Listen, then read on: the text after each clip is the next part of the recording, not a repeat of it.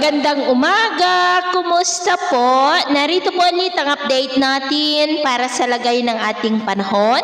Ngayong umaga po ng January 14, 2026. Sa ngayon po ay patuloy pa rin na hanging amihan na umiiral po sa Northern Luzon at trough naman ng sama ng panahon ang nakakaapekto sa silangan ng Visayas at Mindanao. Gaya po na inyong nakikita ay nakakabuo na po yan ng makakapal na kumpol ng kaulapan at kikilos po yan palapit sa Eastern Visayas at Bicol region, at kung maging bagyo ay tatawagin sa local name na Bagyong Ada na nananatili pa rin na banta po sa ating bansa lalo na ngayong darating na weekend. At ito naman ay pinapakita ng forecast model na ating ginagamit hanggang po sa susunod na 2 linggo.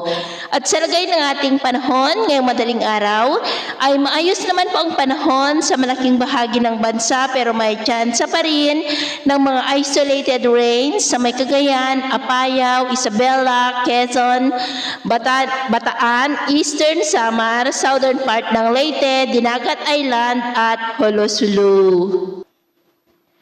At mamaya po ay sisikat naman ang araw sa malaking bahagi ng bansa, pero may tsansa pa rin ng maulap na kalangitan with isolated rains sa may Cagayan, Apayao, Eastern Visayas, Surigao del Sur at Surigao del Norte. At mamayang hapon, mas maraming lugar po ulit ang makakaranas ng mas maulap na kalangitan with isolated rains, kaya mag-ingat pa rin po tayo sa mga banta po ng mga pagbaha at pagguho ng lupa.